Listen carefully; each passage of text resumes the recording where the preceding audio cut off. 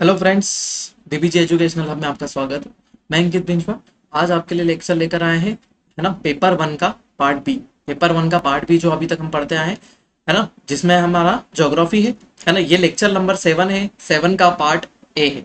Lecture number 7 का part A हम यहाँ पर पढ़ रहे हैं। ठीक है, उसके पहले हम फिजिकल स्ट्रक्चर, है ना, फिजिकल स्ट्रक्चर पूरा पढ़ चुके, है ना, जिसमें हमने mountain, plateau, plain, river system बाकी सब, ग्लेशियर, ये सब देखा। ठीक है, अब इसमें हमने लेक्स भी देखे। अब हम देखने वाले कुछ कॉन्सेप्ट, है ना, और जो बहुत ही महत्वपूर्ण है। जैसे हम कॉन्सेप्ट में कुछ देखेंगे, अर्थक्वेक, अर्थक्वेक कैसे आते हैं, सुनामी कैसे आती है ना, वॉल्केनिक इरप्शन, वॉल्केनो से जो जितनी भी रिएक्शन होती है वो वॉल्केनिक रिएक्शन कैसे होती है, और अदर टॉपिक। ठीक है, अदर टॉपिक ये हम देखने वाले, है ना, इन आगे वाले लेक्चर में। ठीक है, ये दो भाग में बनेगा। अर्थक्वेक जो हमारा है ये दो भागों में बनेगा, है ना, जिसमें हमको महत्वपूर्ण चीजों को देखते हुए चलना है। ठीक है, इसमें मैं आपको अर्थक्वेक के बारे में बताऊंगा, अर्थक्वेक कैसे आते हैं, कुछ एग्जाम्पल उसमें रखे हुए हैं, और बाकी सब चीज। शुरू करने से पहले एक चीज और महत्वपूर्ण जान ले, ये हिंदी और इंग्लिश दोनों में अवेलेबल है। हिंदी इंग्लिश दोनों में समझाता भी, और आपको स्लाइड पर भी हिंदी और इंग्लिश में मिलता है। प्लस आप इससे नोट्स जरूर बनाएं। बार बार बोलता चल रहा हूं, हर वीडियो में बताता हूं, नोट्स जरूर बनाएं। एक बार नोट्स बना लेंगे, दूसरी बार आपको देखने की जरूरत नहीं पड़ेगी, सिर्फ आपको एक रिवीजन करना होगा। ठीक है, भले वीडियो चला लें, वीडियो को फास्ट फॉरवर्ड करके, है ना, आप नोट्स को सामने रखकर पढ़ सकते हैं। ठीक है, शुरू करते हैं आज का लेक्चर। देखिए, हम पढ़ रहे हैं फर्स्ट पेपर, उसके पहले सिलेबस में आ जाते हैं। फर्स्ट पेपर, है ना, यूनिट 1 ज्योग्राफी, जिसमें हम पढ़ रहे हैं। ठीक है, अब देखिए यहाँ पर ये फिजिकल फीचर्स हमारे कंप्लीट हो गए, माउंटेन, प्लेट्यू, ये सब हो चुका है। ठीक है, अब जियोग्राफिकल फिनोमिना के अंतर्गत हम आ चुके हैं, जिसमें हम पढ़ने वाले हैं आज अर्थक्वेक, भूकंप, है ना, अर्थक्वेक या भूकंप को हम देखने वाले। उसके बाद सुनामी, वॉल्केनो और साइक्लोन को हम देखेंगे। ठीक है, चलो तो शुरू करते हैं आज का लेक्चर। देखिए, लेक्चर नंबर 7 ए है ना, ये दो भागों में होगा। पहला भाग हमारा, और दूसरा भाग हमारा एक और आएगा। ठीक है, आगे बढ़ते हैं। सबसे पहले तो देख लेते हैं कि अर्थक्वेक होता क्या है। ठीक है, अर्थक्वेक होता क्या है।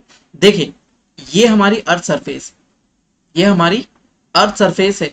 ठीक है, अब जो अर्थ सरफेस है अलग अलग स्ट्रक्चर से मिलकर बनी हुई है, इंटीरियर स्ट्रक्चर से अलग अलग स्ट्रक्चर है। यहाँ पर पहला स्ट्रक्चर, दूसरा हम आगे देखने वाले। अब क्या होता है, हम बात करेंगे सबसे कौन सी, सबसे अपर स्ट्रक्चर की। किसकी, अपर स्ट्रक्चर की बात करेंगे, ऊपरी सतह की बात करेंगे, जिसको क्या बोला जाता है, क्रस्ट या भूपर्पटी, है ना, क्या बोला जाता है, क्रस्ट या भूपर्पटी बोला जाता है।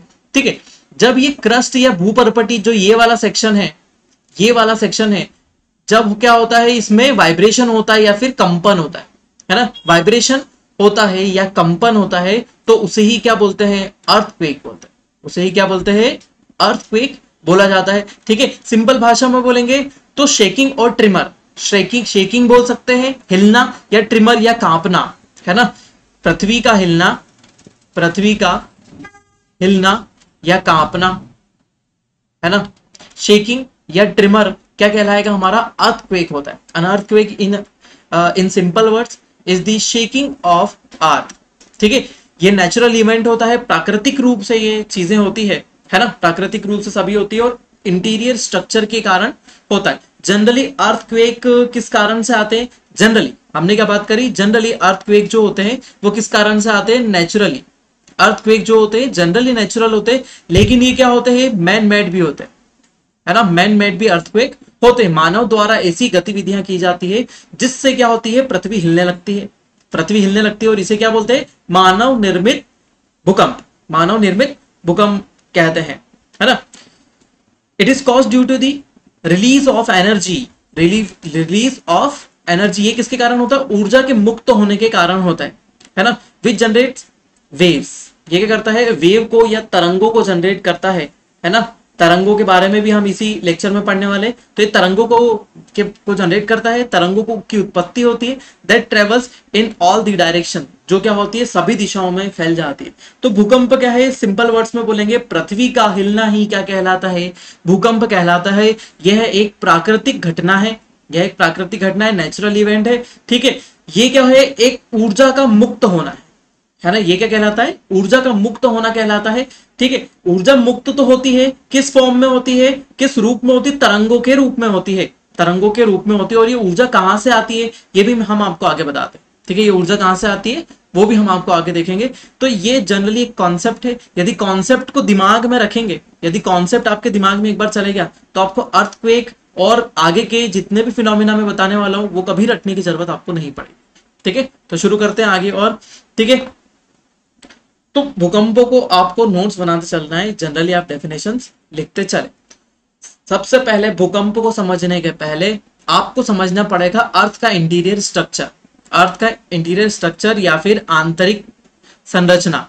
आंतरिक संरचना के बारे में हम जानते है ना, ये मान के चलता हूं कि अभी आप जानते हैं, लेकिन मैं यहां पर आपको पूरी तरीके से बताऊंगा कि क्या आंतरिक संरचना होती है। देखिए यहां पर सबसे पहली ऊपरी सतह कौन सी कहलाती है, हमारी क्रस्ट। ऊपरी सतह क्या कहलाती है, क्रस्ट। ये लगभग 300 किलोमीटर तक भी माना जाता है, कहीं कहीं पर 300 किलोमीटर तक, 100 है ना, जीरो से मतलब ये सतह से है ना, सी लेवल से ये लगभग कितना 100 किलोमीटर, 100 से 300 किलोमीटर तक की बात की जाती है। अलग अलग बुक्स में कहीं कहीं पर अलग अलग बताया जाता है, ठीक है। अब क्या होता है, सबसे ऊपरी जो सरफेस होती है, ये ऊपरी सतह जिस पर हम रहते हैं, जहां पर हमारे घर बने हुए हैं, वो क्या कहलाती है, क्रस्ट। या इसको हम बोलते हैं भू परपटी। क्या बोलते हैं, क्रस्ट या भू परपटी होती है। इसी को हम क्या बोलते हैं, लिथोस्फीयर बोलते हैं, है ना। इसी को हम क्या बोलते हैं, लिथोस्फीयर। लेकिन लिथोस्फीयर कौन सा भाग होता है इसका, ये वाला हिस्सा जो क्रस्ट का ये जो निचला भाग है, ये कहलाता है हमारा लिथोस्फीयर, है ना। मुख्य रूप से यही लिथोस्फीयर वाला भाग होता है। लिथोस्फीयर के जस्ट नीचे कौन सा होता है, एथेनोस्फीयर, है ना। ये कौन सा भाग कहलाता है, एथेनोस्फीयर कहलाता है, ठीक है। ये क्रस्ट का ही क्या होता है, भाग होते हैं। ये क्रस्ट का ही भाग होते हैं। यहां तक की बात करें हम तो ये क्रस्ट के ही भाग होते हैं। अब उसके नीचे क्या आ जाता है, ये आ जाता है हमारा क्या, हाँ सॉरी, यहां से यहां तक आ जाता है क्या, मेंटल या मध्य मंडल, है ना। इसको क्या बोलते हैं, मध्य मंडल में दो हिस्से हैं, एक और दो, अपर मेंटल और लोअर मेंटल, ठीक है। इसके बाद आ जाता है हमारा कोर, है ना। इसमें दो हिस्से इसके भी होते हैं, आउटर कोर और इनर कोर होते हैं। अब देखिए यहां पर एक चीज और जान लेना जरूरी है। सबसे पहले एक बार और बता देता हूं, सबसे ऊपर वाली जगह है जो है क्रस्ट, है ना। फिर उसको क्रस्ट का निचला वाला यही भाग होता है, इसको बोलते हैं लिथोस्फीयर। फिर उसके बाद एक और हिस्सा उसके नीचे होता है, इसको बोलते हैं एथेनोस्फीयर, है ना। इनको हिंदी इंग्लिश दोनों में सेम ही लिखना है। उसके बाद आता है यहाँ पर मध्यमंडल, ये वाला हिस्सा जो दिखाई दे रहा है यहां तक, ये पूरा क्या है, मध्यमंडल, मेंटल कहलाता है, ठीक है। उसके बाद ये नीचे वाला हिस्सा, इसके नीचे वाला हिस्सा क्या कहलाता है, कोर कहलाता है। अब देखिए इनकी संरचना, ठीक है।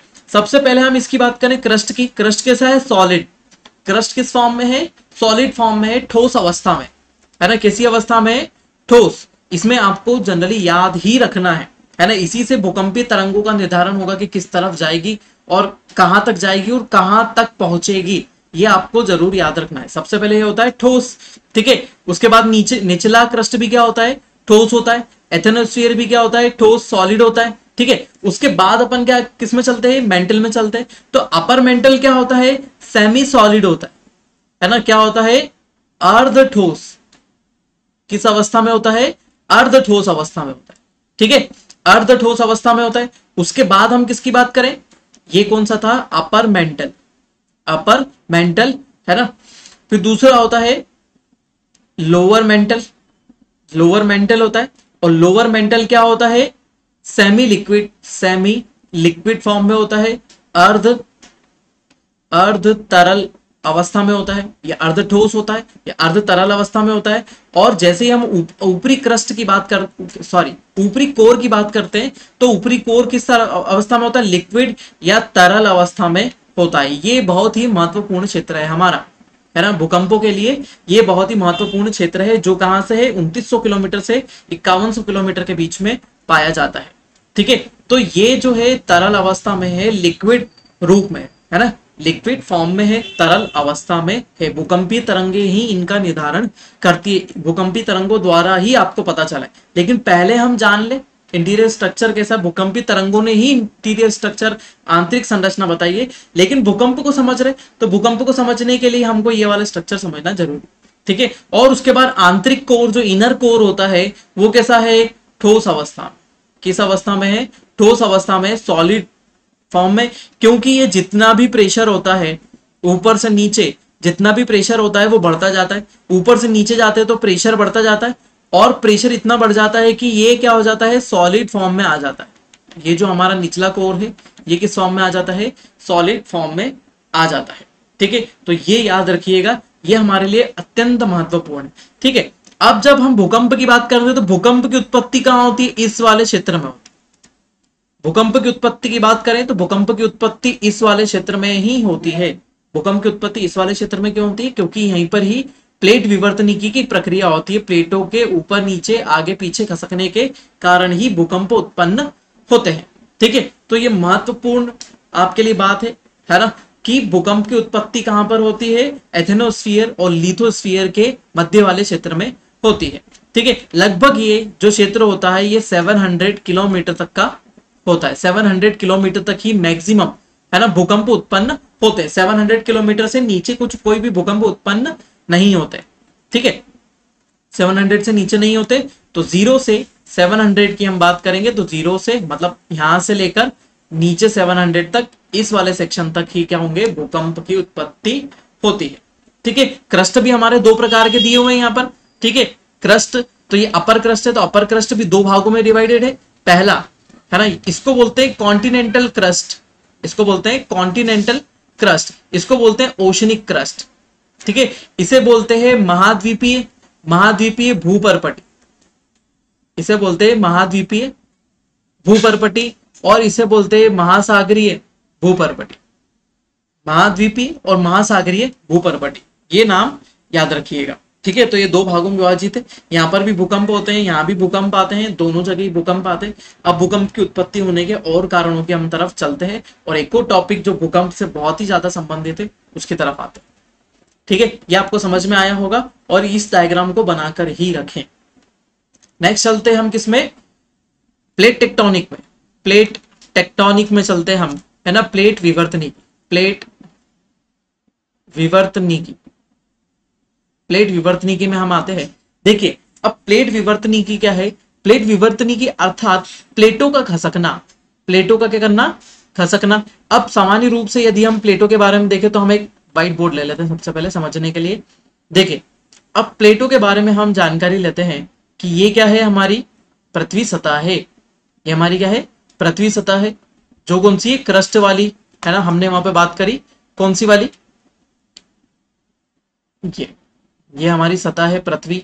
अब देखिए नीचे से क्या होता है, नीचे से मैग्मा क्या होता है, यहाँ तरंगों के रूप में, यहाँ पर क्या होती है, ऊर्जा की तरंगे आती है मैग्मा के फॉर्म में, ऊर्जा के रूप में। अब ये होती है हीट के फॉर्म में आती है, मैग्मा हीट इसके फॉर्म में आती है। इन्हें क्या बोला जाता है, संवहनीय तरंगे, संवहनीय धाराओं का प्रभाव होता है ना। कन्वेक्शनल वेव्स होती है ना, हीटेड कन्वेक्शनल वेव, जो कहां से आती है, नीचे से आती है। अब देखिए ये जो धाराएं हैं किस डायरेक्शन में चल रही है, दो डायरेक्शन में चल रही है, ऐसी, है ना, ऐसी चल रही है। तो क्या करेगी, नीचे से फोर्स इस तरफ लगाएगी, तो एक हिस्से को इस तरफ डिवाइड कर देगी, एक हिस्से को इस तरफ डिवाइड कर देगी। तब यहां पर ये हिस्सा क्या हो जाएगा, क्रैक हो जाएगा, टूट जाएगा, और ये हिस्सा किस तरफ जाने लगेगा, राइट में, और ये हिस्सा जाने लगेगा लेफ्ट की ओर, ठीक है। एक राइट में चला जाएगा और एक लेफ्ट की तरफ चला जाएगा। देखिए दूसरी बात, जब ये हिस्से एक दूसरे से दूर चले जाएंगे, ये यहां से टूट गया, है ना, और ये हिस्सा यहां से टूट गया, ये दोनों क्या करने लगे, एक दूसरे से दूर की ओर जाने लगे, दोनों हिस्से दूर से जा रहे हैं। अब यहां से ये जो मैग्मा है, जो क्या है, यहां पर ये बाहर आने लगता है। मैग्मा क्या होता है, यहां से बाहर आता है और इस सरफेस पर आ जाता है, और यहां पर क्या हो जाता है, सरफेस पर बिछकर क्रस्ट का निर्माण करता है, ठीक है। तो इसको क्या बोलते हैं, डाइवर्जेंट प्लेट बाउंड्री, इसको क्या बोलते हैं, डाइवर्जेंट प्लेट बाउंड्री। वो क्या हो रही है, डाइवर्ट हो रही है, एक दूसरे से क्या जा रही है, दूर जा रही है, इसलिए इसको क्या बोला, डाइवर्जेंट प्लेट बाउंड्री, ठीक है। या फिर इसको क्या बोलेंगे, अपसारी प्लेट किनारा, प्लेट किनारा, समझ जाइए, है ना। अपसारी, कौन सा, अपसारी प्लेट किनारा, क्योंकि अप मतलब दूर जा रहा है एक दूसरे से, अपसारी प्लेट किनारा, दोनों दूर जाने वाले, ठीक है, ये हो गया। दूसरा हमारा भाग आता है जब ये प्लेट यहां से दूर जा रही है ना, ये प्लेट का एक टूटा हुआ हिस्सा है, ये कहां जा रहा है, दूर जा रहा है, तो किसी दूसरी जगह भी ऐसी ही प्रोसेस हो रही है जहां पर एक प्लेट का टुकड़ा खसकता हुआ इसके नजदीक आ रहा है ना, इस दिशा में आ रहा है। यदि इस दिशा में आएगा तो ये दोनों प्लेटें क्या होगी, एक दूसरे से टकराएगी। यदि दोनों प्लेटें एक दूसरे से टकराएगी तो क्या हो जाएगा, यदि हम मानते हैं ये कैसा प्लेट है, ये हैवी है और ये लाइट प्लेट है, मतलब इसका घनत्व ज्यादा है, डेंसिटी ज्यादा है, इसकी डेंसिटी कम है, तब क्या हो जाएगा, जो ज्यादा घनत्व का है वो प्लेट कैसे चली जाएगी, नीचे, और दूसरी प्लेट को क्या कर देगी, ये वाली प्लेट को तोड़कर ऊपर की ओर उठा देगी, ऐसा। ठीक है, तो दोनों प्लेट क्या हुई, एक दूसरे से टकराई और ये वाला प्लेट क्या हो गया, टूट गया, ये वाला जो प्लेट था वो टूट गया। अब दोनों प्लेट जब एक दूसरे की तरफ आते हैं, है ना, दोनों प्लेट जब एक दूसरे की तरफ आते हैं तो उसे हम क्या बोलते हैं, अभिसारी प्लेट किनारा। कौन सा किनारा, अभिसारी, है ना। अभी क्या था, अपसारी था ये वाला, और ये क्या है, अभिसारी। जो दोनों क्या हो रहे हैं, एक तरफ से आ रहे हैं तो अभिसरित हो जाएंगे, एक दूसरे की तरफ आ जाएंगे। इसको बोलते हैं कन्वर्जेंट प्लेट बाउंड्री। कौन सी, कन्वर्जेंट प्लेट बाउंड्री, है ना। तो कन्वर्ज हो जाएंगे, एक दूसरे में मिल जाएंगे, है ना। इसको एक और चीज बोलते हैं, देखो अपसारी को एक और चीज बोलते हैं constructive plate boundary. Constructive plate boundary बोल दो, या फिर संरचनात्मक प्लेट किनारा। संरचनात्मक प्लेट किनारा इसको बोलते हैं।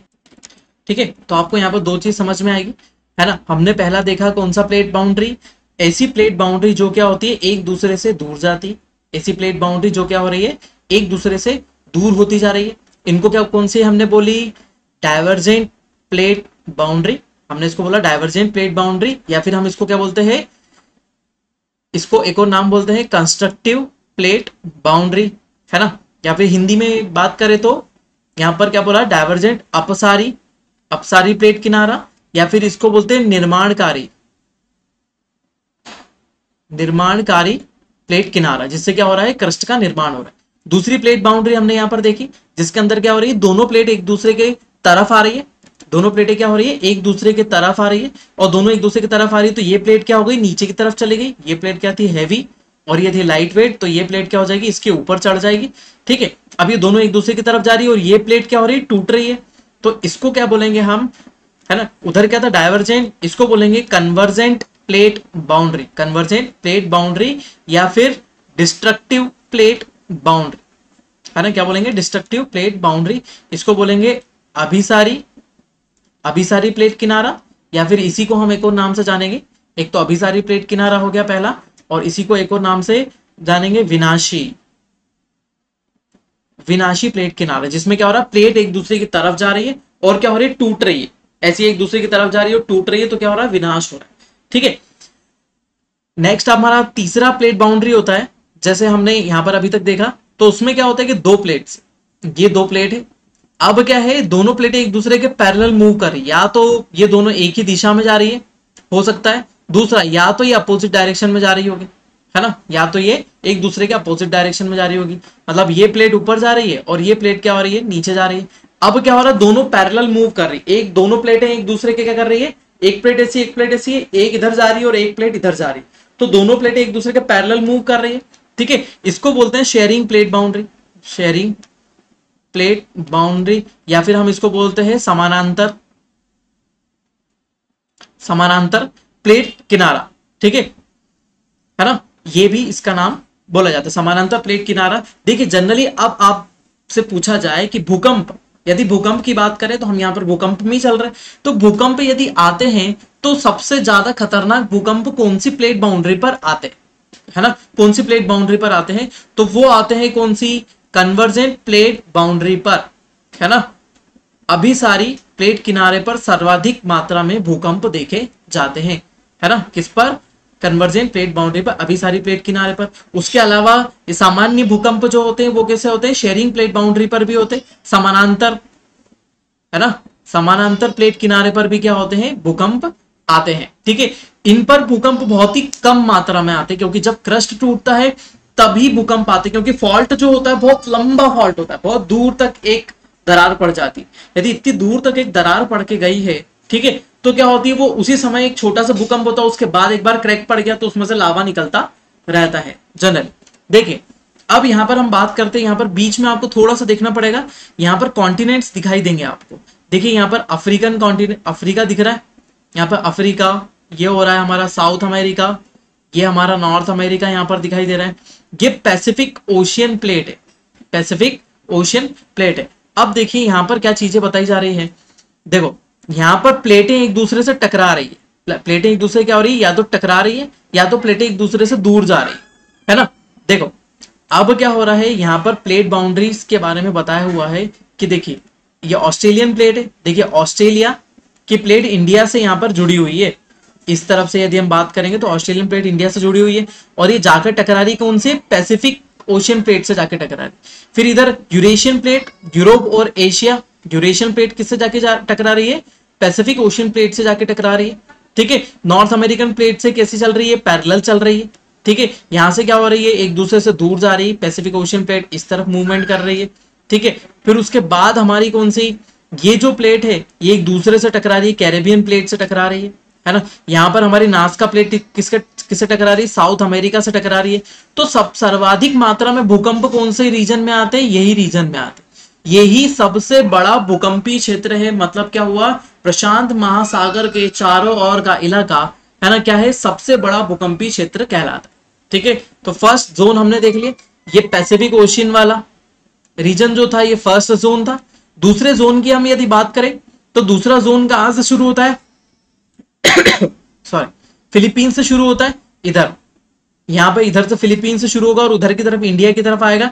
ये इंडिया से शुरू होता हुआ और ये मिड कॉन्टिनेंटल बेल्ट बोला जाता है ना, मध्य महाद्वीपीय पेटी, मध्य महाद्वीपीय पेटी मिड कॉन्टिनेंटल बेल्ट बोला जाता है। ये ऐसा जाता है, ये दूसरा बेल्ट है जिसमें हिमालय भी आता है, यहाँ पर अरेबियन कंट्रीज भी आती है, फिर यहाँ पर यूरोप का वेस्टर्न पार्ट भी है, सॉरी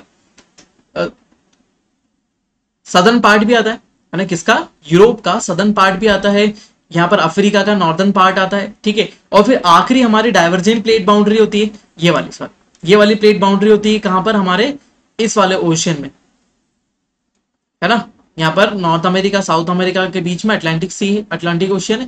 तो यहाँ पर हमारी क्या है, ये प्लेट बाउंड्री जो क्या है डाइवर्जेंट है, यहाँ पर आपको दिखाई दे रहा है ये डाइवर्जेंट प्लेट बाउंड्री। और यहीं पर क्या होते हैं, यहीं पर तीसरे प्रकार के भूकंप जो कम मात्रा में आते हैं।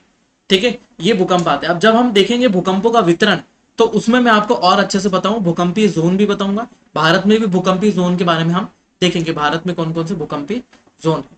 ठीक है, चलो आगे चलते हैं। ये तो चीज थी बेसिक जो आपको जान लेना जरूरी ही है ना। चलो नेक्स्ट आ जाते हैं, अब अपन देखते हैं तरंगों के बारे में। किसके बारे में, तरंगों के बारे में, तरंगे। ठीक है, सबसे पहले हमारी आती है यहाँ पर कौन सी वेव, बॉडी वेव है ना, बॉडी वेव, या फिर बॉडी वेव को बोलते हैं भूमीय तरंगे, भूमीय तरंगे, क्योंकि ये भूमि के अंतर्गत क्या होती है, ट्रेवल करती है, भूमि के अंतर्गत ट्रेवल करती है। देखिए वैसे तरंगे कितने प्रकार की होती है, 3 प्रकार की होती है। तरंगे हमारी क्या होती है, 3 प्रकार की होती है। पी, जिसको हम क्या बोलते हैं, पी वेव या प्राइमरी प्राथमिक है ना, प्राइमरी या प्राथमिक तरंगे। दूसरी होती है एस वेव, इनको बोलते हैं सेकेंडरी तरंगे या द्वितीयक तरंगे बोलते हैं। और तीसरी होती है एल वेव, एल वेव को क्या बोलते हैं, इसको बोलते हैं सरफेस वेव, सरफेस वेव या सतही तरंगे, सरफेस वेव या सतही तरंगे, या फिर इनको लव वेव भी बोला जाता है। क्या बोला जाता है, लव वेव भी बोला जाता है। यही तरंगे हैं, इसमें से ये जो ऊपर वाली जो तरंगे हैं दो, कौन सी, पी और एस, पी और एस, ये जो दो तरंगे हैं इन्हें क्या बोला जाता है, हमारी बॉडी वेव या भूमीय तरंगों के नाम से जाना जाता है। इसमें से ये 2 वेव भूमीय तरंगे इसलिए बोला जाता है क्योंकि ये भूमि के अंदर से ट्रेवल करके जाती है। कैसे, भूमि के अंदर जाती है ना, और ट्रेवल करती हुई बाहर निकलती है किसी स्थान पर। ठीक है, तो इसके बारे में हम पढ़ते हैं। ठीक है, बॉडी वेव्स, ठीक है, बॉडी वेव या फिर भूमीय तरंगे, body waves are generated due to the release of energy. अभी हमने बता दिया था भूकंप क्या है, रिलीज ऑफ एनर्जी है ना, ऊर्जा का एक विमुक्ति है, ऊर्जा की विमुक्ति है, जो ऊर्जा बाहर निकलती है। ठीक है, कहां से, फोकस से निकलती है। अभी मैं बताऊंगा आगे बाकी सब चीजें कि फोकस क्या होता है, एपिसेंटर क्या होता है, उसके बारे में हम जानेंगे। ठीक है, जो फोकस से निकलती है और क्या कर चली जाती है, सभी डायरेक्शन में क्या हो जाती है, फैल जाती है। ये किसी एक डायरेक्शन में नहीं जाती है या फिर एक तरंग के रूप में नहीं चलती, सिंगल वेव नहीं होती, बहुत सारी होती है, बहुत जगह फैल जाती है। ठीक है, travelling through the body of the earth, पूरी पृथ्वी में फैल जाती है। ठीक है, इसलिए इसको किस नाम से जाना जाता है, बॉडी वेव या भूमीय तरंगों के नाम से जाना जाता है। जैसा कि आप डायग्राम में देख पा रहे हैं, यहाँ पर ये जो तरंगे यहां से जनरेट हुई और क्या हो रही है, ये अंदर के अंदर ट्रेवल करती हुई इस स्थान पर पहुंचेगी। सबसे पहले यहाँ पे लिखा हुआ पी वेव, फिर लिखा हुआ एस वेव। ठीक है, मतलब क्या हुआ, पी वेव सबसे तेज चलने वाली तरंगे होती है, इसलिए सबसे पहले कौन सी पहुंचेगी, पी वेव, उसके बाद पहुंचेगी एस वेव, है ना। ये देखिए यहाँ पर लगा हुआ सिस्मिक स्टेशन, और सबसे आखिरी में पहुंचने वाली तरंगे होती है सरफेस वेव या एल वेव। सरफेस वेव बोल दो या एल वेव बोल दो या फिर लव वेव बोल दो, है ना। एल वेव इसीलिए बोला जाता है क्योंकि इसे लव वेव बोला जाता है ना। एक साइंटिस्ट हुए थे जिनका नाम था लव, इसीलिए इसे लव वेव बोला जाता है। ठीक है, अब देखिए, अब इनकी कुछ प्रॉपर्टी होती है, किसकी, सभी वेव्स की अलग अलग प्रॉपर्टी होती है ना। अब क्या होता है, इनकी प्रॉपर्टी के अकॉर्डिंग क्या होती है, ये धीरे धीरे धीरे धीरे ट्रेवल करती है ना। ठीक है, इंटीरियर में travelling through the interior of the earth, body waves arrive before the surface wave, है ना। बॉडी वेव जो है, सरफेस वेव क्या मैं पहले ही बता दिया हूं, क्योंकि बॉडी वेव तेजी से चलेगी और पहले पहुंच जाएगी, किसके कम पहले, सरफेस वेव के पहुंचने के पहले। तो हमेशा याद रखिएगा कि भूकंप आने का पूर्वानुमान किस आधार पर लगाया जाता है, हम प्रिडिक्शन करते हैं, पहले से ही पूर्वानुमान लगा देते हैं, प्रिडिक्ट कर देते हैं कि हाँ अर्थक्वेक आने वाला है। किस चीज से लगाते हैं, जो हमारी पी वेव है और एस वेव, ये जो हमारी पी वेव है और एस वेव है, ये सबसे पहले पहुंच जाती है यहाँ पर, है ना। किसी भी स्टेशन पर सबसे पहले क्या रिस्पॉन्स रिसीव होती है, पी वेव और एस वेव मिलती है। तो हमको लगता है कि हाँ, पी वेव और एस वेव की इंटेंसिटी जितनी ज्यादा होगी उतना तेज हमारा यहाँ पर भूकंप उत्पन्न हुआ होगा, और इससे भूकंप की जगह और स्थान का बारे में पता लगाया जा सकता है। ठीक है, पी वेव और एस वेव की से। ठीक है, ठीक है, these wave are higher frequency than the surface wave. दोनों वेव की फ्रीक्वेंसी क्या होती है, ज्यादा होती है, फ्रीक्वेंसी ज्यादा होती है और तेजी से ट्रेवल करती है। ठीक है, types of body wave, body wave के प्रकार के बारे में बात करेंगे तो बॉडी वेव दो टाइप की होती है।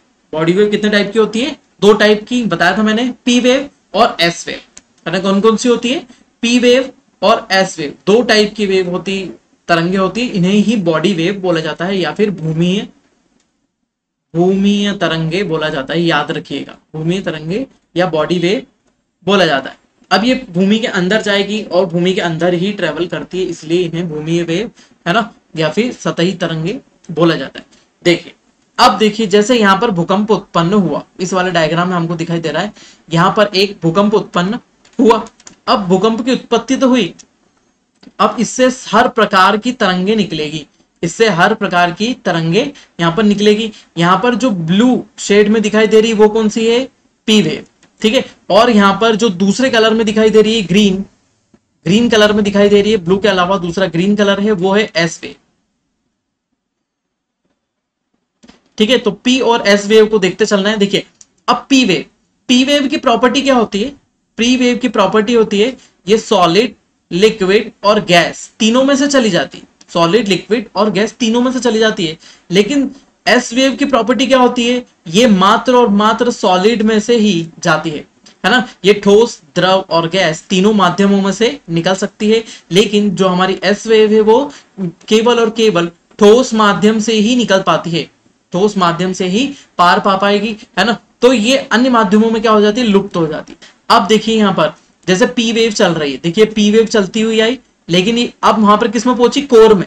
तो ये आउटर कोर हमने पहले ही देखा हुआ, आउटर कोर किस फॉर्म में, लिक्विड फॉर्म में, है ना, और इनर कोर सॉलिड फॉर्म में। ठीक है, अब मेंटल क्या है, सेमी लिक्विड, फिर सेमी सॉलिड, फिर उसके बाद क्रस्ट आ जाता है सॉलिड फॉर्म में। ठीक है, तो ये हमने देख चुके।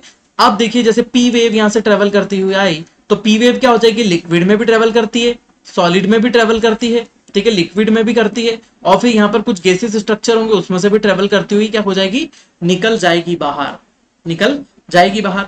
लेकिन क्या होता है ना, लेकिन क्या होता है, जैसे ही आप, जब भी वेव्स की बात की जाती है तो आपको यहाँ पर एक रिफ्रैक्शन के बारे में जानकारी होनी चाहिए। रिफ्रैक्शन, है ना, रिफ्रैक्शन की, जैसे ये हमारा कौन सा मीडियम है, ये कौन सा मीडियम है, डेंसर, इसको हम मानते हैं डेंसर या सघन,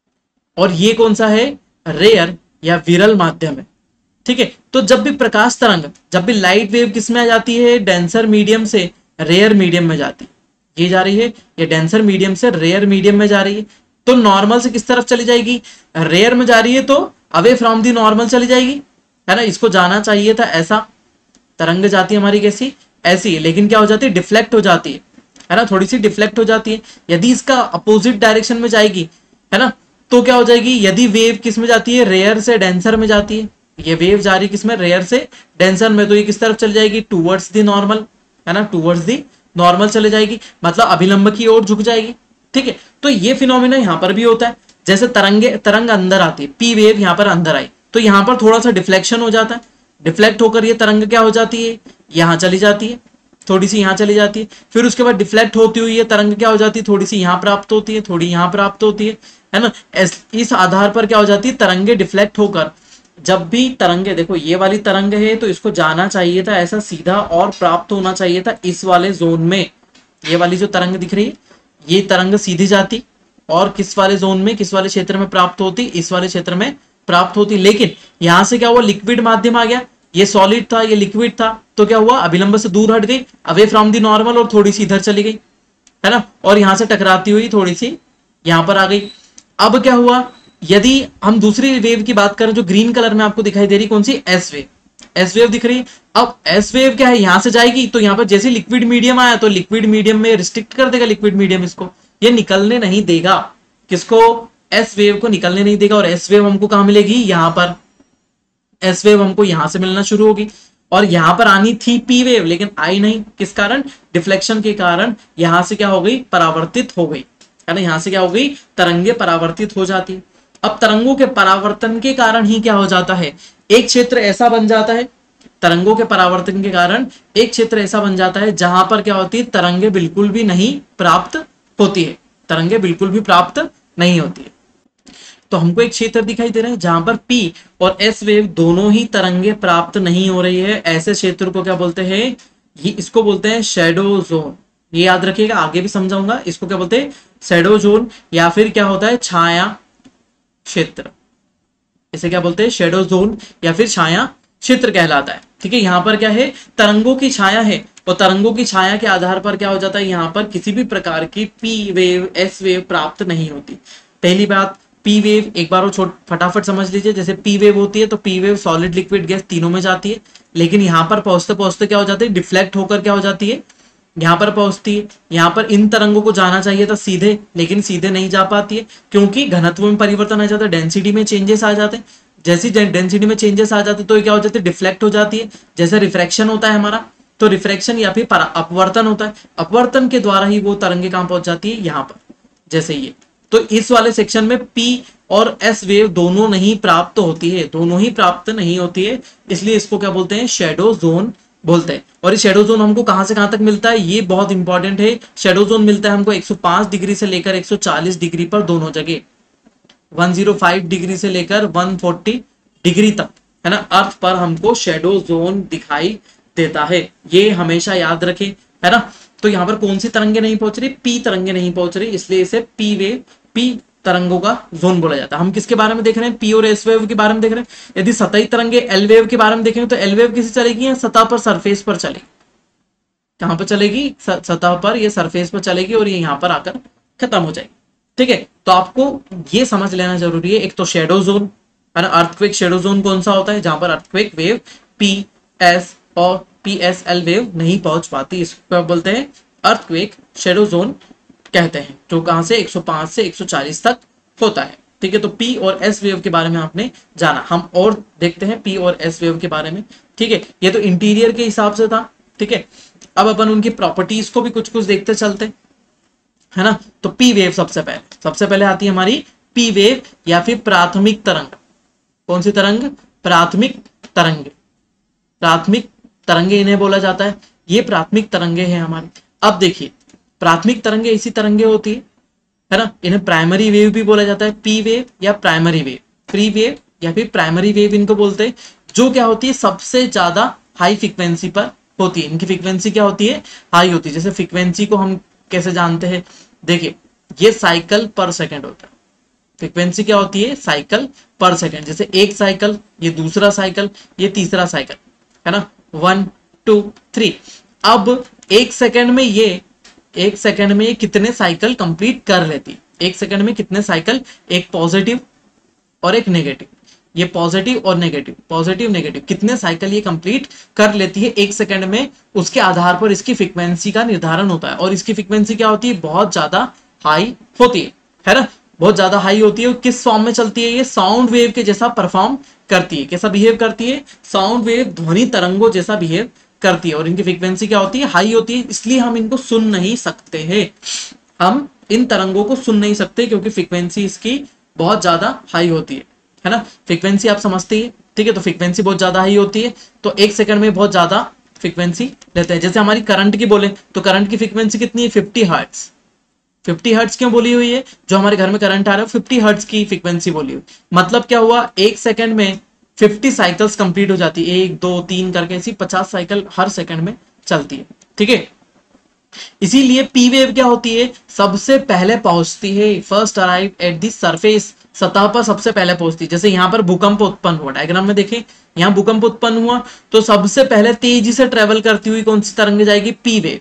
तो पी वेव सबसे पहले आपको यहाँ पर मिल जाएगी। फिर उसके बाद ट्रेवल करती हुई कौन सी जाएगी? एस वेव, फिर एस वेव मिलेगी। और सरफेस वेव जो एल वेव है वो सबसे आखिरी में आएगी। तो कैसे बिहेव करती है ये? एज अ साउंड वेव, है ना, ध्वनि तरंगों जैसा बिहेव करती है पी वेव। याद रखिएगा, ये पूछा जाता है ना, किस प्रकार की तरंग, पी वेव किस प्रकार की तरंगे होती है? Which type of the waves are the P wave, है ना, किस टाइप की है? तो कैसी है? साउंड वेव, है ना। They travel through the gaseous, liquid and solid mediums, ठीक है। तीनों मीडियम में चलेगी। जैसे कुछ गैसियस मीडियम हो सकते हैं यहाँ पर, ठीक है, जैसे हमारी नेचुरल गैस है, नेचुरल गैस भरी हुई है यहाँ पर नेचुरल गैस वाले रीजन में। फिर लिक्विड हमारा कौन सा आ गया? आउटर कोर आ गया लिक्विड, फिर उसके बाद सॉलिड आ गया, फिर उसके बाद लिक्विड आ गया, सॉलिड आ गया। तो सभी मीडियम में चलेगी, है ना। P waves vibrates parallel to the direction of the waves, ठीक है। ये तो एकदम फिजिक्स वाला फंडा हो गया, ठीक है। तो आप जनरली याद रखें, पी वेव साउंड जैसा ट्रेवल करती है, साउंड वेव जैसी ट्रेवल करती है। हैंस इट क्रिएट्स, हाँ एक चीज और ध्यान रखें कि ये डिस्ट्रक्टिव नहीं होती, है ना। पी वेव के बारे में यदि सबसे अच्छी बात करें तो पी वेव क्या होती है? डिस्ट्रक्टिव नहीं होती है, ये विनाशकारी नहीं होती। कौन सी? विनाशकारी नहीं होती, ये तरंगे विनाशकारी नहीं होती, किसी भी प्रकार का विनाश इससे नहीं होता है। और ये वाला जोन जहां पर क्या है, तरंगे नहीं मिल रही है, ये शेडो जोन हमारा बन जाता है। P and S wave shadow zone हमारा यहाँ पर बन जाता है, ठीक है। ये अपनी फ्रीक्वेंसी के अकॉर्डिंग क्या करती है? स्ट्रेच करती है मटेरियल को और स्क्वीज करती, मतलब खींचती है और दबाती है। उस कारण से ही थोड़ा सा हल्का कंपन और दरारें चट्टानों में ये होती है थोड़ी सी, लेकिन ये पूरी तरीके से डिस्ट्रक्टिव नहीं होती है, विनाशकारी तरंगे नहीं होती है, हमें इनसे कोई हानि नहीं होती है, ठीक है। तो ये थी हमारी पी वेव। दूसरी तरफ चलते हैं हम, किसकी तरफ? एस वेव की तरफ चलेंगे, जो हमारी क्या है? सतही तरंग, दूसरी तरंगे, सतही तरंगे नहीं, एस वेव, या इसे हम बोलते हैं द्वितीयक तरंगे, है ना, द्वितीयक तरंगे, या फिर इसको सेकेंडरी वेव बोलते हैं, एस वेव बोल दो, हिंदी में भी यही बोल सकते हैं, एस वेव, एस तरंगे या द्वितीयक तरंगे, ठीक है।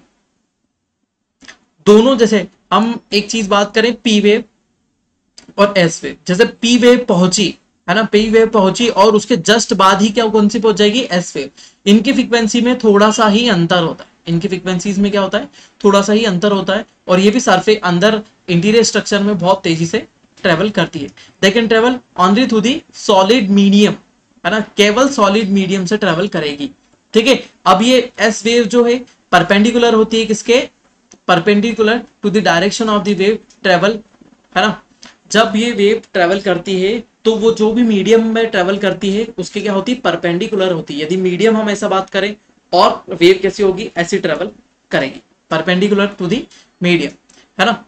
इनसे भी ये भी क्या होती है? विनाशकारी नहीं होती, विनाशकारी नहीं होती है, ये भी डिस्ट्रक्टिव नहीं होती है, ये भी सामान्य तरह की तरंगे होती है। थोड़ा सा कंपन होता है जिसे हम पता नहीं कर सकते, हम फील नहीं कर सकते, है ना। कुछ स्पेसिफिक एनिमल है ना, एनिमल्स को पता चलता है, बर्ड्स को पता चलता है, ठीक है। एनिमल और बर्ड्स इसको पता कर सकते हैं, ठीक है। हमें ये तरंगे सुनाई और दिखाई नहीं देती है, ठीक है। अभी सॉलिड मीडियम में नहीं जाती है, मतलब क्या है? ये हमारे इनर को आउटर कोर में नहीं जाती है, ना तो ये कोर में जाएगी ना तो आउटर कोर में जाएगी, इनर कोर में भी नहीं जाएगी, आउटर कोर में नहीं जाएगी। ये कहां पर चलती है? क्रस्ट और मेंटल वाले रीजन में चलती, क्रस्ट वाला रीजन और मेंटल वाले रीजन में ये तरंगे चलती है मात्र। ठीक है, ठीक, ये थी हमारी एस वेव। ये हमारी एस वेव या एस तरंगे या द्वितीय तरंगे है, जो ठोस में चलती है ना, सॉलिड में चलती है। ठीक है, अब देखिए सरफेस वेव और आखिरी वेव है हमारी ये सरफेस वेव या एल वेव, या तो इसको लव वेव भी बोलते हैं। ठीक है, अब पहले हमने बात करी कि सबसे पहले पी वेव चलती है, तो पी वेव सबसे तेज चलती है, फिर उसके बाद एस वेव उससे थोड़ी कम चलती है, और ये दोनों अंदर चलती है। ये बॉडी वेव से अलग है ना, इसीलिए इसका नाम क्या है? Surface wave. ये कहां चलेगी? सरफेस पर। ये कहां चलेगी? सरफेस पर चलेगी, और ये बहुत ज्यादा डिस्ट्रक्टिव होती है। ये क्या होती है? विनाशकारी होती है। ये बहुत ज्यादा डिस्ट्रक्टिव होती है, विनाशकारी। और जनरली आपको जो स्ट्रक्चर ढहे हुए दिखाई देते हैं, गिरे हुए दिखाई देते हैं, जितने भी स्ट्रक्चर गिर जाते हैं वो कौन सी वेव के कारण? एल वेव के कारण या सरफेस वेव के कारण होता है। ठीक है, ठीक है, इस तरंग के कारण क्या होता है?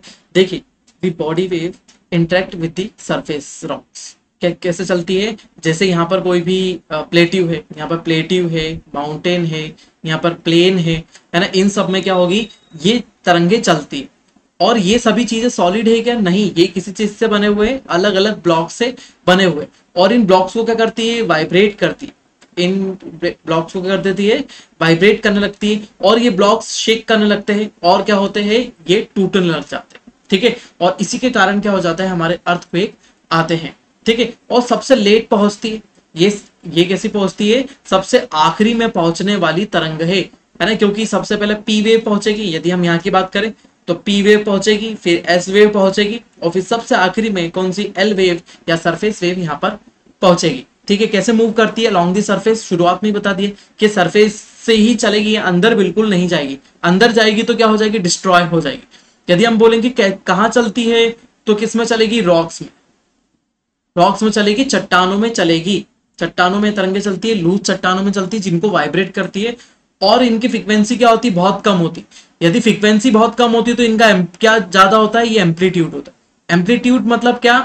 ये इसकी हाइट, ये जो हमारे जो वेव बन रही है इसकी हाइट ज्यादा होती है। और यदि हम पी और एस वेव की बात करें तो हमारी पी वेव ऐसी होती है ना।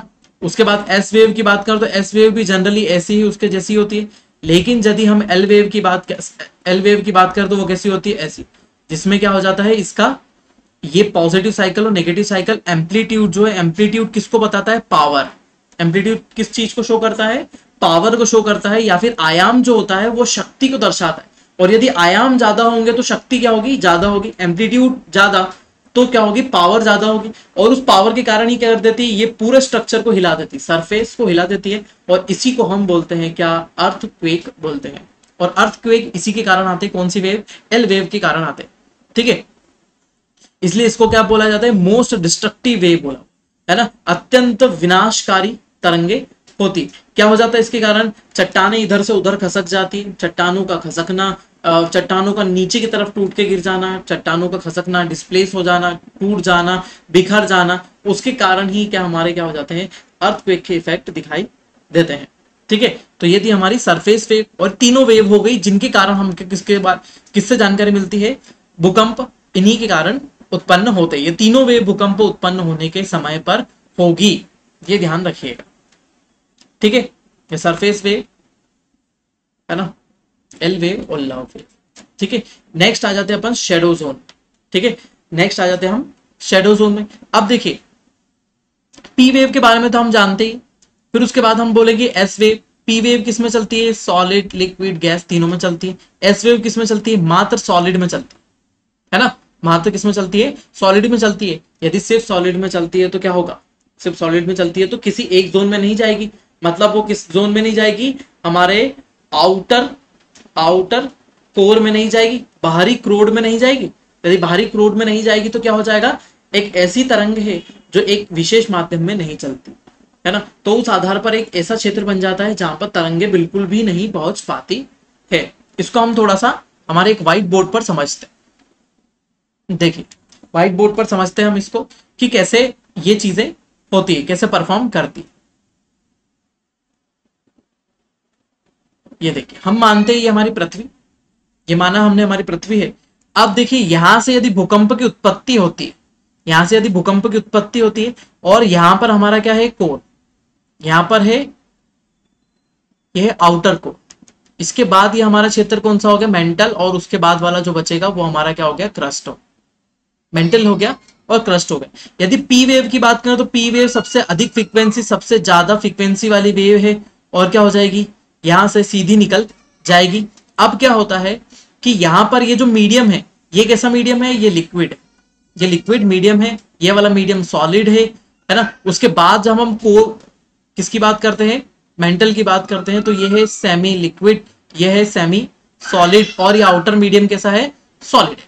ठीक है, अब तरंगे चलती है तो क्या हो जाती है, जैसे यहां आती है तो इसको जाना चाहिए सीधे, लेकिन क्या हो जाती है, यहां से डिफ्लेक्ट हो जाती है, थोड़ी ऐसी ऐसी डिफ्लेक्ट हो जाती है। एक आधार पर तरंगे यहां पर आती है और डिफ्लेक्ट होकर इस तरफ चली जाती है ना। तरंगों को जाना चाहिए यहां, लेकिन वो डिफ्लेक्ट होकर थोड़ी यहां आ जाती है, और उस आधार पर क्या हो जाती है, तरंगे ये सीधी जानी चाहिए थी, मतलब इस तरंग को पहुंचना चाहिए था कहां पर, ऐसा जाकर यहां पर, लेकिन ये तरंग यहां पहुंचती है क्या, नहीं पहुंचती। और आखिरी में अंतिम रूप से हमको पी वेव कहां दिखाई देती है, यहाँ, और पी वेव यहाँ को यहां से होती हुई यहां दिखाई देती है। इसके बीच में ये जो जोन होता है जहां पर कोई भी तरंग प्राप्त नहीं होती, यहां से एक तरंग आई है ना, यहां से एक तरंग आई और ये किस तरफ मुड़ जाती है, अंदर की तरफ मुड़ जाती है, और ये तरंग हमको बाहर के रूप से यहां पर मिलती है, डिफ्लेक्ट होती हुई।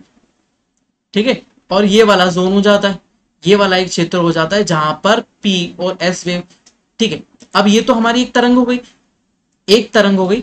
अब हम दूसरी तरंग की बात करते हैं, ये तो पी हो गई। अब यहाँ पर येलो कलर में हम देखते हैं कौन सी तरंग हमारी, ये दूसरी तरंग आ रही है हमारी, एस। तो एस क्या हो जाती है, जैसे लिक्विड मीडियम आता है तो खत्म हो जाती है, तो मतलब एस तरंगे बस यहां तक चलेगी, है ना। अब क्या हो जाएगा, जैसे ही मीडियम लिक्विड से सिर्फ सॉलिड बचा तो एस तरंगे हमको यहां पर प्राप्त होती है, एस तरंगे हमको यहां पर प्राप्त होती है, और ये एस तरंगों वाला जोन भी बन जाता है। ये वाला तरंगे ऐसी चलती है और सरफेस पर तो चलेगी सही, आपको पता ही है, ये एस तरंगे हमको ऐसे प्राप्त होती है।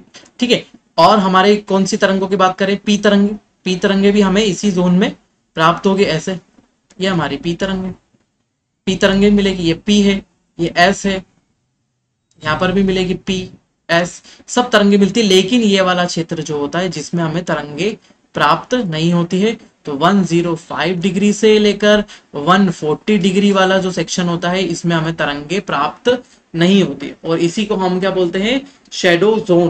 कौन सा shadow zone, S and P wave shadow zone, है ना। क्या बोलते हैं, एस और पी तरंग छाया क्षेत्र, एस और पी तरंग का छाया क्षेत्र, हम इसको बोलते हैं। यहाँ पर भूकंप प्राप्त नहीं होते, यहाँ पर भूकंप नहीं आते, क्योंकि यदि यहाँ से उत्पत्ति हुई है तो अगली हमारी जो तरंग है, अगली हमारी तरंग जिसकी बात करें, कौन सी वाली तरंग है, जैसे हमने सरफेस वेव की बात करें, अब यहाँ से उत्पन्न हुई तो सरफेस वेव कहाँ चलेगी, इस वाले सेक्शन में ही चलेगी, बस बस सरफेस वेव ज्यादा फ्रीक्वेंसी नहीं होने के कारण ज्यादा दूर तक भी नहीं जाती, तो यहीं तक ही चलेगी। ये कौन सी हो गई हमारी, एल वेव, एल वेव या सरफेस वेव होती है, जो क्या होगी, इस वाले जोन तक हमारी प्राप्त होगी हमको। ठीक है, तो ये डायग्राम भी बनाए और इसको समझे भी और कि कैसे हो रहा है ना। ठीक, देखिए, है ना, यहां तक हमने सब कुछ समझा। ये वाला क्षेत्र इसके अंदर दिखाई दे रहा है आपको, जहां पर तरंगे बिल्कुल भी दिखाई नहीं दे रही है, डायग्राम में आपको साफ साफ दिखाई दे रहा है, यहाँ पर कोई तरंगे नहीं है।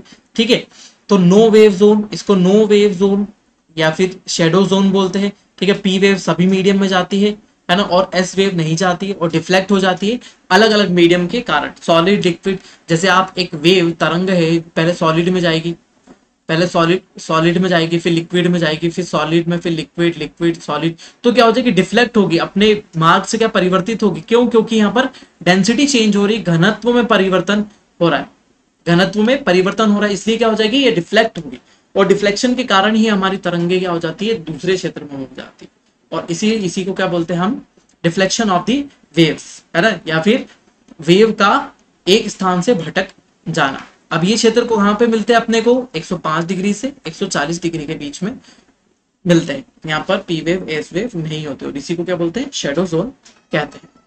ठीक है, चलो आगे बढ़ते हैं हम। ठीक है, तरंग छाया क्षेत्र है ना, वैसे ही हमारा एक वृष्टि छाया क्षेत्र भी आता है, वो हम देखेंगे इंडिया वाले सेक्शन में हम जब पढ़ेंगे, और कुछ क्लाइमेटिक फिनोमिना पढ़ेंगे उसमें देखेंगे। ठीक है, देखो यहाँ पर सब चीजें दिखाई दे रही है। देखिए ये कोर है ना, ये मेंटल है, और ये हमारा क्या है, नहीं ये आउटर कोर है, ये मेंटल है, और ये हमारा क्रस्ट है।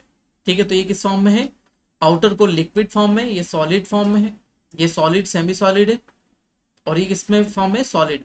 तो पी एस एल तीनों कहां पे चलती है, यदि आपसे पूछा जाए क्वेश्चन में कि पी एस एल तीनों तरंगे कौन से वाले जोन में चलती है इंटीरियर स्ट्रक्चर में, ठीक है, तो कोर तक तो सिर्फ पी पहुंच पाती है।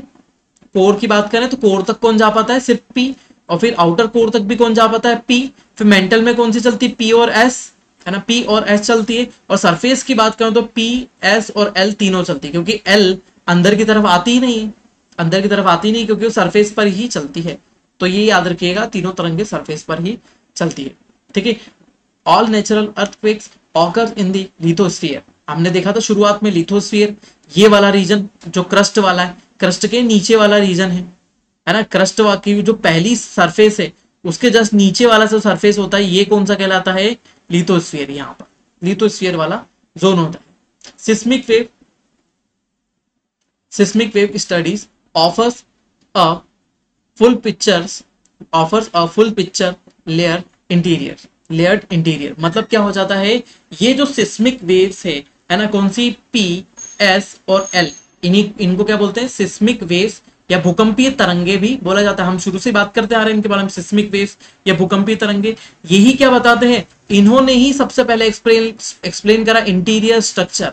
हमें पहले नहीं पता था कि हमारे इंटीरियर स्ट्रक्चर अंदर से सॉलिड है, लिक्विड है या गैस।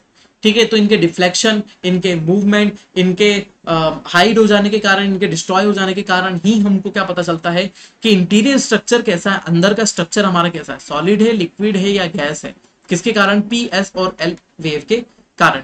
ठीक है, an earthquake is simply put shaking of the earth crust. ठीक है, पृथ्वी सतह का हिलना ही क्या कहलाता है, हमारा अर्थक्वेक कहलाता है। और अर्थक्वेक क्या है, एक एनर्जी है, शुरू से ही बात करते आ रहे हैं, क्या है, एक एनर्जी है, एक ऊर्जा है जो हर दिशा में क्या हो जाती है, फ्लो हो जाती है, बह जाती है ना, हर दिशा में फ्लो हो जाती है, बह जाती है और हमको प्राप्त होती है। ठीक है, जहां पर अर्थक्वेक शुरू होता है वहां से ये ऊर्जा उत्पन्न होती है। जैसे नीचे वाला डायग्राम आपको दिखाई दे रहा है, यहां पर जैसे अर्थक्वेक आया है वहां से ये ऊर्जा क्या हो जाएगी, सभी दिशाओं में फैल जाएगी, है ना। पृथ्वी पर सभी जगह ये तरंगे फैल जाती है, पृथ्वी पर सभी जगह तरंगे फैल जाती है। लेकिन जहां पर हम बात करें कि विनाश या डिस्ट्रॉय, कोई सा भी मॉडल या स्ट्रक्चर डिस्ट्रॉय वहीं पर होता है जहां पर क्या होती है, एल वेव पहुंचती है ना। ये पी और एस वेव तो आपको मिलती ही है ना, कहीं पर भी भूकंप आएगा तो पी और एस वेव के थोड़े थोड़े स्ट्रक्चर आपको या फिर सिस्मोग्राफ पर आपको दिखाई देंगे, लेकिन वहां पर पी और एस वेव तो मिलेगी, लेकिन वहां पर एल वेव नहीं मिलेगी, है ना। तो जहां पर ये वाला पॉइंट जहां पर अर्थक्वेक स्टार्ट हुआ है, ये जितना पास होगा वहां पर एल वेव उतनी जल्दी पहुंच जाएगी, है ना, और वहां पर स्ट्रक्चर को क्या करेगी, डिस्ट्रॉय करेगी। ठीक है, तो फॉल्ट जोन है ना, फॉल्ट जोन या फिर भ्रंश क्षेत्र, फॉल्ट जोन या भ्रंश क्षेत्र को सबसे ज्यादा प्रभावित करती है। ठीक है, ठीक है, चट्टानों को हिलाती है ना, और एक शार्प एक दरार पैदा कर देती है उनके अंदर। ठीक है, और कभी कभी इनका मूवमेंट अपोजिट डायरेक्शन में भी होता है, इसके कारण भी क्या हो जाता है, अर्थक्वेक आते हैं। चट्टानों का नीचे धंस जाना, जैसे दो स्ट्रक्चर है, वो एक स्ट्रक्चर नीचे की तरफ टूट के गिर गया, तो जब चट्टान टूटेगी तो उसमें से क्या निकलेगा, एक वेव निकलेगी। जैसे हम एक पापड़ पकड़ के क्या करते हैं, तोड़ते हैं, तो वही क्या है, एक हमारा अर्थ का सरफेस क्रस्ट है, उसको जैसे ही टूटेगा तो उसमें जो साउंड वेव हमको सुनाई दे रहा है वही क्या है, हमारा एक अर्थक्वेक वेव्स है। उसके अंदर अलग अलग वेव्स निकली जो हमको तो सुनाई दी, लेकिन कुछ वेव ऐसी भी निकली जो हमको सुनाई नहीं दी।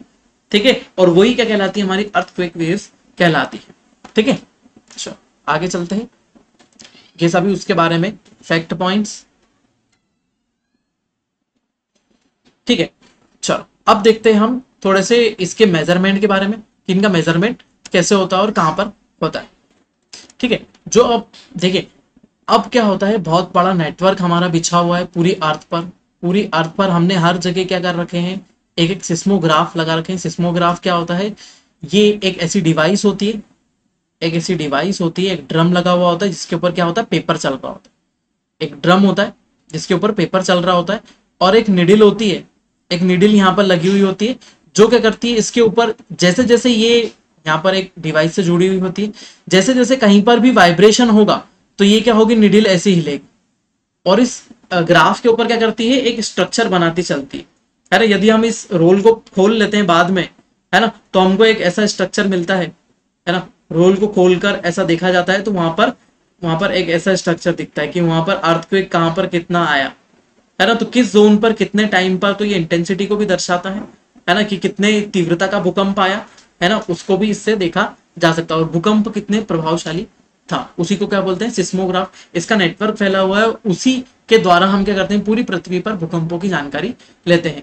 ये नेटवर्क बहुत बड़ा है, पूरे विश्व में फैला हुआ है, और ऐसे हजारों भूकंप एट प्रेजेंट में लेक्चर रिकॉर्ड भी कर रहा हूं, तो यहाँ पर अभी भी कहीं ना कहीं कोई ना कोई सा भूकंप आ ही रहा होगा, ठीक है, यहाँ पर हर जगह। लेकिन क्या है, ये हमें फील नहीं होते, ये हमें फील नहीं होते। 1 2 3 हम अगले चैप्टर में देखेंगे कि वहां इंटेंसिटी के आधार पर, है ना, अलग अलग इंटेंसिटी होती है, वहां पर अलग अलग तीव्रता होती है, उस आधार पर हम कुछ को फील कर पाते हैं, कुछ को फील नहीं कर पाते, ठीक है।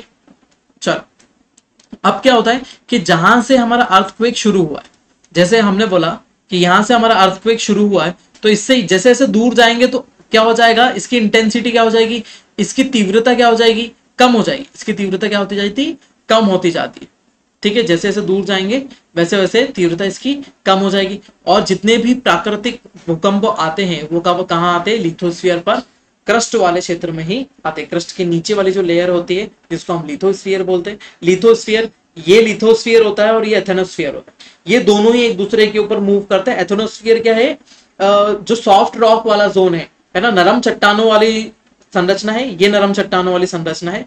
और ये कौन सा है, ये हमारा लिथोस्फीयर है, जो क्या है, हार्ड रॉक है। दोनों एक दूसरे के ऊपर स्लाइड करते हैं, है ना। इसमें जो चट्टानें टूटती है वो क्या हो जाएगी हमारी, इसके कारण ही हमारे अर्थक्वेक आते जनरल, ठीक है।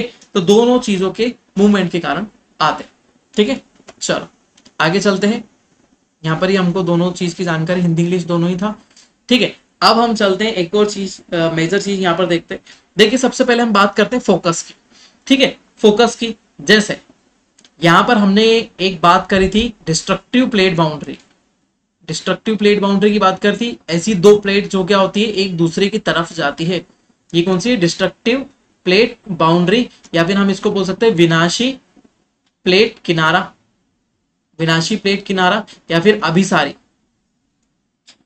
अभिसारी प्लेट किनारा, ठीक है। जब दोनों प्लेट्स एक दूसरे के पास में जाती है तो क्या हो जाएगा, एक जो हेवी प्लेट होगी, जैसे यहाँ पर एक प्लेट ये दिख रही है और एक प्लेट ये दिख रही है, तो ये कौन सी प्लेट है, ये हैवी प्लेट है और ये लाइट वेट प्लेट है, ऐसा मानिए, ठीक है। तो क्या होता है, जब ये प्लेट एक दूसरे की तरफ मूव करती है तो क्या होती है, हैवी प्लेट कहां चली जाती है, नीचे, हैवी प्लेट चली जाती है नीचे, और लाइट वेट प्लेट कैसी चली जाती है, थोड़ी सी ऊपर, मतलब टूट जाती है।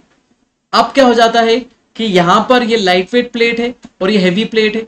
लाइट वेट इसलिए बोल रहा हूं क्योंकि डेंसिटी के अकॉर्डिंग हम इसको लाइट बोल रहे हैं, ठीक है, और डेंसिटी के अकॉर्डिंग इसको हम हैवी बोल रहे हैं, ठीक है। तब क्या होगा, ये प्लेट तो मूव कर रही है आगे, है ना, क्योंकि यहां से वॉल्केनो से, वॉल्केनिक एक्टिविटी जो नीचे से होती है उसमें जो मैग्मा होता है वो यहाँ पर ऐसा फोर्स अप्लाई कर रहा है। ऐसा जो कन्वेक्शनल वेव्स होती है, जो कहां से उठती है, नीचे से, कोर में से जो कन्वेक्शनल वेव होती है वो क्या कर रही है, इस स्ट्रक्चर को इधर धक्का लगा रही है, इसलिए ये वेव, ये वाली प्लेट तो मूव करेगी ही सही।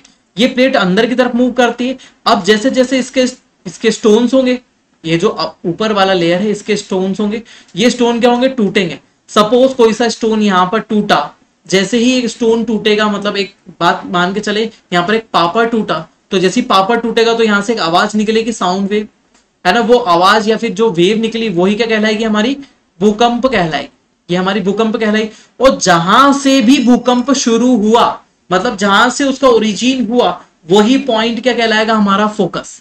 मतलब यहां पर फोकस पॉइंट कौन सा, ये वाला, जहां पर भूकंप आया हुआ है, ठीक है। वैसे नीचे वाले डायग्राम में ये समझ में आया, इसके नीचे वाले डायग्राम में एकदम क्लियर दिखाई दे रहा है, यहां से भूकंप की उत्पत्ति हुई, ये वाले सेक्शन से भूकंप की उत्पत्ति हुई, और जैसे जैसे भूकंप आगे की तरफ बढ़ता जा रहा है, अर्थक्वेक आगे की तरफ बढ़ता जा रहा है, और क्या हो रहा है, इंटेंसिटी धीरे धीरे कम होती जाएगी जैसे जैसे दूर जाएंगे।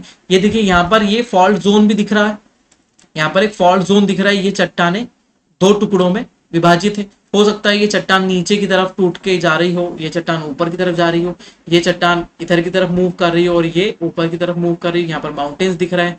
तो जनरली ये कौन सी बाउंड्री है? कन्वर्जेंट प्लेट बाउंड्री, जिसमें एक प्लेट क्या है दूसरी प्लेट के ऊपर चढ़ जाती है और एक प्लेट नीचे चली जाती है और ये प्लेट ऊपर उठ जाती है। तो इन दोनों के बीच में ये जो यहाँ पर इस वाले जोन में जो डिस्ट्रक्शन होगा, टूटेगा, उसके कारण अर्थक्वेक आएंगे। और जहां पे भी क्या होगा, ये वेव स्टार्ट होगी, वही क्या कहलाएगा? हमारा फोकस कहलाएगा। ठीक है, तो फोकस ही बोलेंगे इसको हिंदी इंग्लिश में। The point within the earth crust where the earthquake originates. ठीक है, जहां से भूकंप की उत्पत्ति होती, शुरुआत होती है, वही क्या कहलाता है? हमारा फोकस कहलाता है ना। इसको क्या बोलते हैं? सिस्मिक फोकस, है ना, या फिर भूकंपीय फोकस, या फिर हाइपोसेंटर भी बोलते हैं। हिंदी इंग्लिश याद रखिएगा दोनों, हाइपोसेंटर, है ना, हाइपोसेंटर हिंदी वाले भी याद रखे। और सिस्मिक फोकस मतलब भूकंपीय फोकस, है ना, भूकंपीय फोकस भी इसको बोलते हैं। दूसरा आता है यहाँ पर, दूसरा पॉइंट आता है यहाँ पर इपिसेंटर। दोनों ही टर्म्स बहुत इंपॉर्टेंट, दोनों ही टर्म्स यहाँ पर बहुत इंपॉर्टेंट है। यहाँ पर epicentre, the point vertically above the focus. यहाँ पर देखिए डायग्राम, जैसे देखो तरंगे जो चलेगी, यहाँ पर हम कुछ पॉइंट्स बनाते, कुछ पॉइंट्स बना लेते ये। अब जैसे ही अर्थक्वेक शुरू हुआ तो सबसे पहले तरंगे क्या हुआ? सभी दिशाओं में फैली, सभी दिशाओं में फैली। जैसी तरंगे सब दिशाओं में आसपास फैल जाएगी, है ना, तब क्या हो जाएगा? जहां पर जो भी वेव है सबसे पहले पहुंचेगी। जैसे ये वेव क्या हुआ? सबसे पहले यहां पर पहुंची, तो ये ऐसा जोन जहां पर अर्थक्वेक वेव सबसे पहले पहुंचती है ना, सबसे पहले, क्योंकि ये वर्टिकली सबसे ऊपर वाला यही पॉइंट होगा, सबसे शॉर्ट ड्यूरेशन यही है। ये भी लंबा है, ये भी लंबा है, ये भी दूर है, सभी पॉइंट क्या होंगे? दूर होंगे। तो यहां से ये वाला जो पॉइंट होगा vertically above the focus, the point which is vertically above the focus is called epicentre. ऐसा बिंदु जो फोकस से एकदम सीधा लंबवत ऊपर होता है, सीधा लंबवत ऊपर होता है, वही क्या कहलाएगा? हमारा एपिसेंटर कहलाएगा, है ना, वही हमारा क्या कहलाएगा? एपिसेंटर कहलाएगा, जहां पर सबसे पहले भूकंपी तरंगे पहुंचेगी। ठीक है, याद रखिए यहाँ पर PSL, सब PSL तीनों तरंगे यहाँ पर सबसे पहले पहुंचेगी। सबसे पहले P पहुंचेगी, फिर S तरंगे पहुंचेगी और फिर L तरंगे यहाँ पर पहुंचेगी। तो इसको आपको याद रखना है, PS और L तरंगों का पहुंचने वाला सेक्शन। ठीक है, ठीक है। जैसे ही हम क्या करते हैं, अब ये जो वेव है, ये जो वेव है, ये कैसी करती है? लॉन्गिट्यूडनल वेव के रूप में चलती है। यदि लॉन्गिट्यूडनल वेव के बारे में हम बात करेंगे तो कौन सी तरंगे? अनुदैर्ध्य तरंगों के रूप में चलती है। लॉन्गिट्यूडनल वेव या फिर अनुदैर्ध्य तरंगों के रूप में ये तरंगे चलती है, जो हमारी सतह को नुकसान पहुंचाती है। ठीक है, अब देखिए जहां पर एपिसेंटर होता है, ये एपिसेंटर वाला रीजन है, यहीं पर अर्थक्वेक क्या होंगे? सबसे प्रभावशाली होंगे। अर्थक्वेक की इंटेंसिटी सबसे ज्यादा कहां पर होगी? इसी वाले क्षेत्र में होगी सबसे ज्यादा, क्योंकि ये सबसे पास वाला इलाका है। और जैसे जैसे इससे दूर होते जाएंगे, जैसे एपिसेंटर यहाँ मिला, इससे थोड़ा दूर यहाँ गए, इंटेंसिटी थोड़ी कम हुई, यहाँ इंटेंसिटी और कम, इंटेंसिटी और कम और कम, ऐसे ऐसे जैसे दूर बढ़ते जाएंगे वैसे वैसे इंटेंसिटी कम हो जाएगी। ठीक है, तो इंटेंसिटी डिक्रीज होती जाती है और मैक्सिमम होती है कहां पर? एपिसेंटर पर। और यहीं पर ही सबसे ज्यादा डिस्ट्रक्शन होता है, सबसे ज्यादा डिस्ट्रॉय या फिर सबसे ज्यादा विनाश यहीं पर होता है, जहां पर एपिसेंटर होता है। तो एपिसेंटर से जितना दूर होना, है ना, जितना दूर होना उतना ही अच्छा होगा। कि एपिसेंटर यदि यहाँ से बहुत दूर है, बहुत दूर है, जनरली ये एपिसेंटर हमारे समुद्रों में के अंदर नीचे की तरफ होता है। जैसे हिमालय में नेपाल का भी भूकंप आया था, तो वहां पर एपिसेंटर हमारा कहां पर था? नेपाल में हिमालय के नीचे ही था, नेपाल में हिमालय के नीचे ही था। और जब ऐसे भूकंप आते जो समुद्रों की तरफ से आते, उसमें भूकंपी का फोकस कहाँ होता है? नीचे होता है, और उससे ऊपर एपिसेंटर समुद्र के अंतर्गत होता है। ठीक है, तो ये ध्यान रखिएगा। ठीक है, भूकंप का फोकस और ऊपरी केंद्र या फिर एपिसेंटर ही, इसको भी याद रखें, इसको भी एपिसेंटर के नाम से याद रखें, ज्यादा अच्छे से समझ में आएगा।